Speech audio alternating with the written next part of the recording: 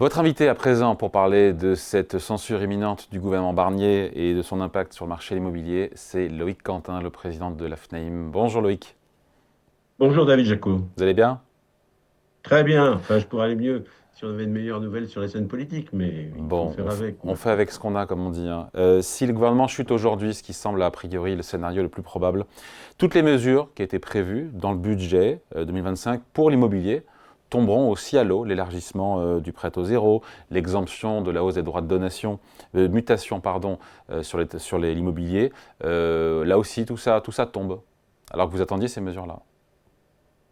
On attendait ces mesures-là. Je dirais que le neuf avait besoin de mesures d'accompagnement, comme l'élargissement du prêt à taux zéro sur la maison individuelle, qui avait été rogné, et qui avait notamment et sur le neuf et sur l'existant. Donc c'était une belle mesure pour accompagner les accédants et surtout les primo-accédants à la propriété. Et aussi pour venir je dirais, au secours d'un secteur, le secteur du bâtiment, qui est en danger, qui est en péril aujourd'hui, qui est en grande difficulté parce que nous n'avons pas une politique qui est au rendez-vous des objectifs à atteindre. Concernant le marché de l'existant, c'est moins dramatique, je dirais. Moi, je vais pas finalement paniquer sur les nouvelles, même si nous n'avons pas de loi de finances. D'abord, qu'y avait-il dans ce PLF?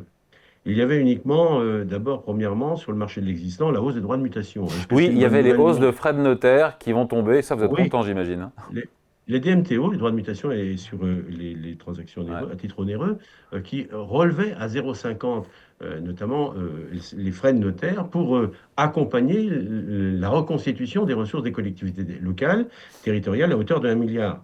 Et discours totalement contradictoire quand, en plein moment des législatives, le gouvernement d'Emmanuel Macron proposait notamment d'exonérer, dans le cadre d'une campagne politique, je dirais, d'exonérer tous les primo-accédants de ces mêmes droits jusqu'à 250 000 euros. On n'y comprend plus rien.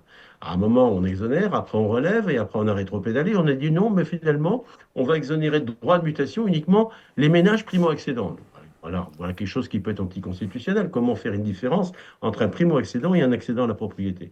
Donc, de ce PLF qui aussi avait visé une restauration des plus-values, notamment en cas de cession dans un délai de 2 ans, qui avait restauré aussi par amendement du Sénat un IFI nouveau, l'impôt sur la fortune improductive par rapport à l'impôt sur la fortune immobilière, qui visait à restaurer notamment les actifs financiers dans le cadre de le calcul de l'IFI, les avoirs, les actions, les bateaux, les œuvres d'art, les collections, pire que l'ISF dernière génération, dernière mouture, adopté par le Sénat. On n'y comprenait plus rien. Donc, finalement, comme disait Xavier tout à l'heure, moi je crois que aujourd'hui, l'absence, je ne me réjouis certainement pas de la motion sociale adoptée qui ferait tomber le gouvernement Barnier.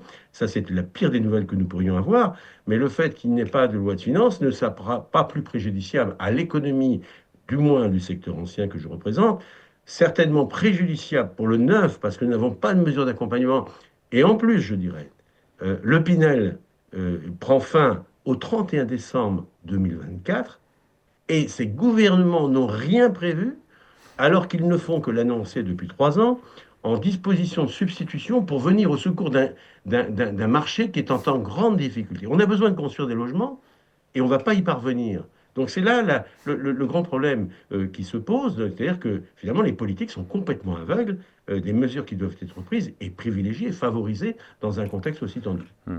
D'autant que les professionnels de l'immobilier avaient l'air à peu près satisfaits, contents de la nouvelle ministre du Logement, Valérie Létard, qui ne sera pas Ah ben restée moi, longtemps. je me suis exprimé. Valérie Létard est une femme qui connaît le marché du logement, une femme pragmatique, qui n'est pas dogmatique, qui est à l'écoute et qui savait composer avec, je dirais, tous les paramètres du secteur du logement, à la fois le logement social, le logement privé, locatif, le logement et l'accession à la propriété.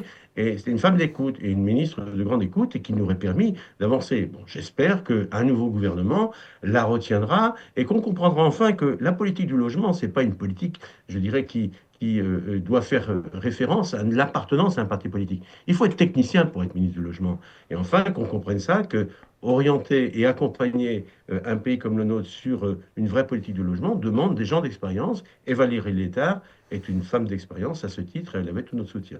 Et elle l'a toujours. Ouais. On parlait de la loi spéciale juste avant avec l'OFCE, le secteur immobilier qui s'inquiète aussi d'un budget consacré à la rénovation énergétique des logements qui serait maintenu à l'identique si les crédits 2024 étaient reconduits en 2025, alors que l'enveloppe de ma prime rénov devait augmenter dans le budget 2025. Il y a un sujet là aussi, hein.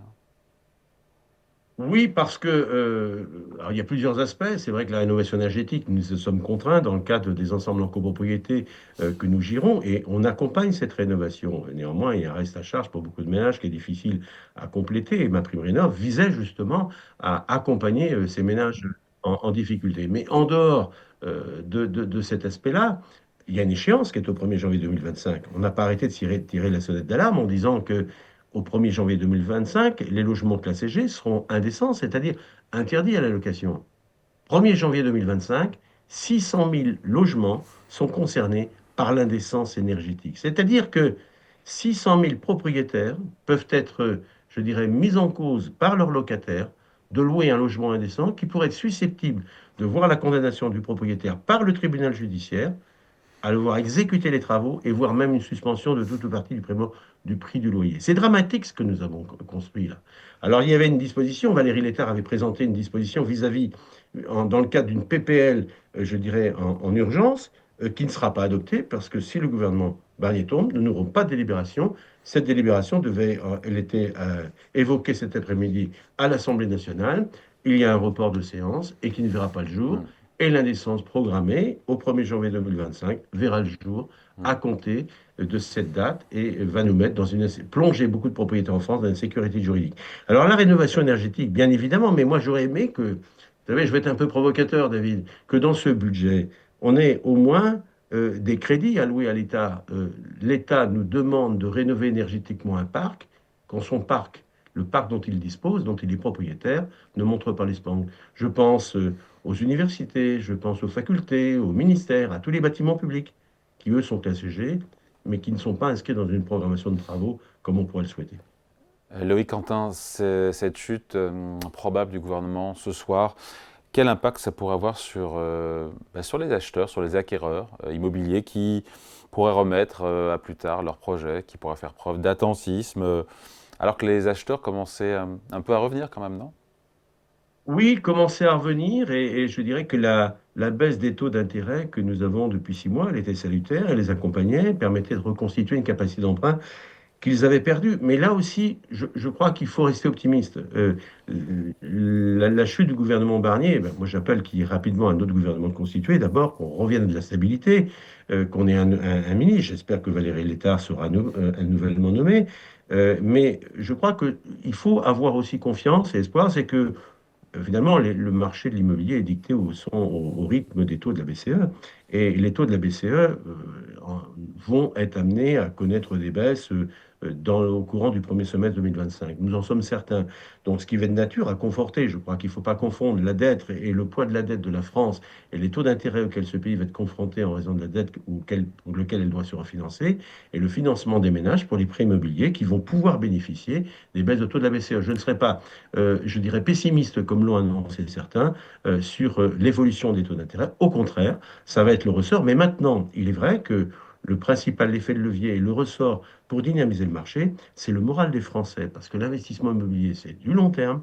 Et le long terme passe par la confiance. Et la confiance passe par deux éléments, une stabilité fiscale et une stabilité politique. Et avec des politiques qui savent nous entraîner et effectivement nous donner aussi l'envie de poursuivre et Ouais. de les accompagner. On sait que les crédits immobiliers sont indexés sur le taux de financement de l'État à 10 ans. Quand on regarde l'OAT, ce matin, on est à 2,90, on était à 3,30 en juillet, donc il n'y a pas de stress, bien au contraire, hein. Voilà. Non, pas de stress, parce que je dirais pour le financement de l'État, oui, mais pour les crédits immobiliers des ménages, on est aligné sur les taux de la BCE. Non, pas forcément sur le taux de l'OAT. Bon, et puis il faut le dire, si on prend un petit peu pas de hauteur, mais on assiste à quand même une stabilisation, entre guillemets, des prix et des volumes de transactions dans l'immobilier Oui, ancien. Est-ce que oui, s'il y a censure, le marché pourrait retomber dans, bon, je le disais, dans une forme d'attentisme? oui, il peut y avoir une forme d'attentisme, mais on l'a senti déjà depuis novembre et décembre. Je dirais cette instabilité politique, autant juillet, août, septembre, il y a eu une dynamique de marché qui était la conséquence de la baisse des taux. Mais l'instabilité politique agit énormément sur le moral des Français. ils Vous n'aiment le pas, ressentez? qu'il y ait Enfin, une les incertitude différents économique. réseaux d'agents immobiliers le ressentent, ça, Oui, oui, oui, oui, oui, depuis oui. Et l'automne? incertitude économique aussi, les annonces de suppression d'emplois ne sont pas de nature à rassurer le moral des Français dans le cadre d'un parcours, dans le cadre de leur parcours résidentiel. Donc, et aujourd'hui, cette instabilité va avoir un impact immédiat pendant quelques temps. Mais je crois que le marché reprendra vite des couleurs si il y a une baisse des taux d'intérêt attendue et il n'y a pas d'annonce fracassante et qu'on retrouve un peu de sérénité et de stabilité dans ce pays. C'est du moins ce que l'on peut souhaiter et de façon. Les derniers chiffres qu'on voit, c'est des baisses de prix qui marquent le pas. On est toujours sur 4% de baisse des prix en moyenne sur un an. Oui, c'est ce qu'on avait, nous, on avait, vous vous rappelez, on avait annoncé, je l'avais dit sur votre 5, antenne au début de l'année, on arriverait à 800 000 transactions et ouais, 5% de baisse moyenne sur une je année. m'en rappelle. On arrive à 780 000 transactions et 4% de baisse moyenne sur toute l'année. Mais là, aujourd'hui, quand on regarde à l'instant T, on est sur des baisses de 1, 2%. Donc, on voit la baisse ralentir. Bon, elle continue, il faut qu'elle œuvre encore un petit peu pour pouvoir retrouver un prix de normalité et les volumes vont arriver à se stabiliser. C'est du moins l'analyse que nous avions avant même, notamment l'apparition d'une éventuelle motion de censure, et qui Qui est ne un remet pas en préalable. On cause, arrivait à qui un ne point. remet pas en cause ce scénario. Pas forcément, il faut attendre pour le dire. On tiendra une conférence de presse le 15 janvier. Il faut éviter de répondre à chaud et de façon instantanée sur des correctifs politiques qui peuvent arriver rapidement. Je crois qu'il faut avoir espoir et confiance dans la capacité de notre pays à se redresser. Je crois, j'ai toujours eu confiance et il faut y croire. Bon, et donc le redémarrage potentiel du marché immobilier, ça sera quelque part en 2025. On l'avait prévu au premier semestre 2025, avec notamment l'accompagnement de la baisse des taux qui est envisagé par la BCE, pourrait même entrevoir, je dirais, à la fin d'année 2025, des taux à 2,5, qui seraient extrêmement favorables et un beau signal pour les Français, et leur permettre de reconquérir l'accession à la propriété, et notamment sous condition qu'on renoue aussi avec une stabilité des prix et qu'on ne reparte pas avec une hausse incontrôlée comme on l'a connu les années précédentes. Allez, merci beaucoup pour cet entretien. Loïc Quentin, le président de la FNAIM, invité de la grande interview en direct sur Boursorama. Merci, Merci David. à bientôt.